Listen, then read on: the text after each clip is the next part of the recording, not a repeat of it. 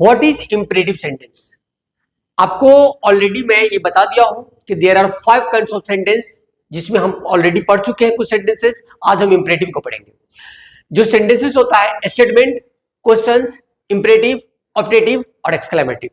Imperative sentence के लिए आपको ये just I think it is not a difficult thing to understand any sentences. किसी भी सेंटेंस को समझना उतना मुश्किल होता नहीं जितना आप समझ रहे हैं। इंपरेटिव सेंटेंस को समझने के लिए आपको सिर्फ 2-3 पॉइंट्स आपके माइंड में रखने हैं। जस्ट पहले हम समझते हैं कि इंपरेटिव सेंटेंस हम कहते किससे हैं, तो इसके हम डिफिनेशन को समझते हैं, and after that just I think we will care about L 2 और 3 significant points to understand imperative sentence. तो पहले हम समझते हैं कि इंपरेटिव सेंटेंस होता क्या है। तो इसका डिफिनेशन होता है कि अ सेंटेंस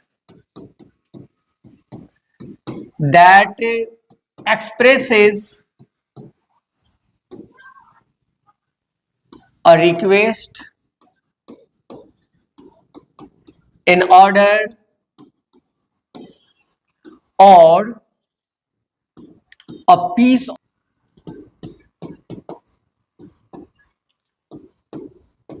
of advice। यानी हमें सिर्फ 3 पॉइंट्स को ध्यान में रखना है। अ रिक्वेस्ट, एन ऑर्डर और पीस ऑफ एडवाइस। इस चीज को अगर आप ध्यान में लेकर के चलोगे तो आपको किसी भी चीज को समझने में कोई दिक्कत नहीं होगी। यानी एडवाइस को हमको दिमाग में लेके चलना है, ऑर्डर को लेके चलना है और रिक्वेस्ट को लेके चलना है। तो एक चीज हमें हमेशा याद रखना चाहिए कि दुनिया का कोई भी सेंटेंसेस या तो वो सेंटेंस किसी ऑर्डर को एक्सप्रेस कर रहा हो और रिक्वेस्ट कर रहा हो या किसी को एडवाइस दे रहा हो, तो डेफिनेटली आप ब्लाइंडली समझ जाएंगे कि वो कौन सा सेंटेंस होगा, इंपरेटिव सेंटेंस। यानी एक्चुअली जस्ट जैसे हम किसी को कहते हैं कि please bring me a glass of water, तो स्वाभाविक रिक्वेस्ट हो गया, क्या होगा, इंपरेटिव सेंटेंस। अगर आप किसी को ये कहते हैं गेट लॉस्ट, यहां से भागो, तो डेफिनेटली आपका ऑर्डर किस सेंस में आ जाता है। अगर आप किसी को ये कहते हैं कि revise your lessons before the examinations, कि कोशिश करो कि एग्जाम से पहले अपनी हम लेसन्स को रिवाइज कर ले, तो ये किसके अंदर आ जाएगा, एडवाइस के अंदर आ जाएगा। तो डेफिनेटली व्हाइल स्पीकिंग, खास करके बोलते टाइम में हमें इसका बहुत ज्यादा जरूरत होता है। या तो कभी हम क्या करते हैं, या तो कभी हम रिक्वेस्ट करते हैं, नहीं तो क्या करते हैं, कभी हम किसी को ऑर्डर करते हैं, या नहीं तो हम किसी को सलाह देते हैं। तो इस चीज को दिमाग में लेके चलना होगा। अगर ये 3 पॉइंट्स आपके माइंड में है, अ रिक्वेस्ट, एन ऑर्डर और पीस ऑफ एडवाइस, तो समझिए इंपरेटिव सेंटेंस आपने पढ़ लिया। तो कभी कभी जैसे कि इस चीजों का इस्तेमाल मतलब कि व्हाइल स्पीकिंग, बोलते समय तो और डेली लाइफ में तो कुछ ज्यादा ही होता है। तो मैक्सिमम हम लोग करते क्या है, या तो किसी से कोई चीज लेने के लिए रिक्वेस्ट करते हैं, नहीं तो किसी को कुछ लाने के लिए हम ऑर्डर करते हैं, या नहीं तो कभी कभार किसी को क्या होता है कि हम एडवाइस करते हैं कि ये कर लो, ये अच्छा रहेगा, और ये करने से अच्छा होगा, ये मत करो। तो इसका यूज हम मैक्सिमम अपने लाइफ में करते हैं। जैसे अगर आप ये कहते हैं कि किसी को कि मे आई कम इन योर रूम प्लीज, तो इसका मतलब क्या हो गया कि आप रिक्वेस्ट कर रहे हैं, ये इंपरेटिव के सेंस में आ गया। किसी को आप ये कहते हैं, अगर आप किसी को ये मतलब कि कहने का मतलब कि सजेस्ट कर रहे हैं कि माइंड योर लैंग्वेज, तो स्वाभाविक है कि आप किसी को ऑर्डर कर रहे हैं, चेतावनी दे रहे हैं, तो कहाँ आ जाएगा, इंपरेटिव सेंटेंस के अंदर। अगर आप किसी को ये कहते हैं कि मूव बिट प्लीज, कि थोड़ा खसक जाइए, तो ये कहाँ आ जाएगा, ये रिक्वेस्ट के अंदर आ जाएगा। अगर आप किसी को ये कहते हैं कि take your medicine in time, कि आप समय पर दवा लिया कीजिए, ये किस में आ जाएगा, इंपरेटिव सेंटेंस में आ जाएगा।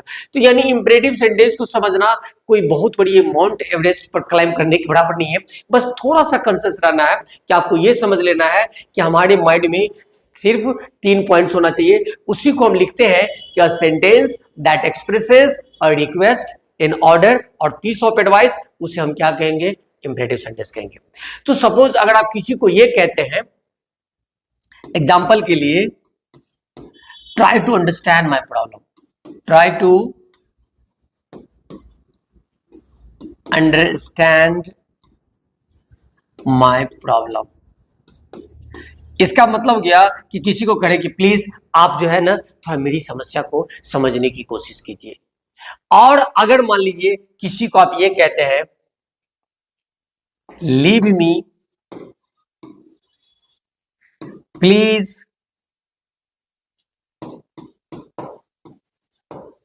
प्लीज लीव मी अलोन, कृपया मुझे अकेले छोड़ दो, तो स्वाभाविक है ये कौन सा सेंटेंस हो जाएगा, इंपेरेटिव सेंटेंस हो जाएगा। अगर आप किसी को ये सजेस्ट करते हैं कि respect your seniors, respect your seniors, तो स्वाभाविक है कि आप किसी को ये एडवाइस दे रहे हैं, क्योंकि अगर आप अपने से बड़ों को रेस्पेक्ट नहीं करेंगे तो आपका कोई इंपोर्टेंस ही सोसाइटी में रह जाएगा और लाइफ में आप कुछ कर नहीं पाएंगे। तो मेरा मतलब ये होता है कि कुछ भी, come here, go there, try to understand my problem, mind your language, revise your lessons before the examinations, think positive, never think negative, try to be an obedient son of your parents, don't waste your time। ये सारे के सारे जो sentences है वो किसके अंदर आ जाएगा, इंपेरेटिव सेंटेंसेस के अंदर आ जाएगा। और अगर आप इस सेंटेंस को पढ़ेंगे तो खास करके स्पीकिंग में ये बहुत ज्यादा हेल्प करेगा। तो अगर आप इस तरह से मतलब कि क्या कहते हैं इंपेरेटिव सेंटेंस को पढ़ लेते हैं तो आपका दो फायदा होगा।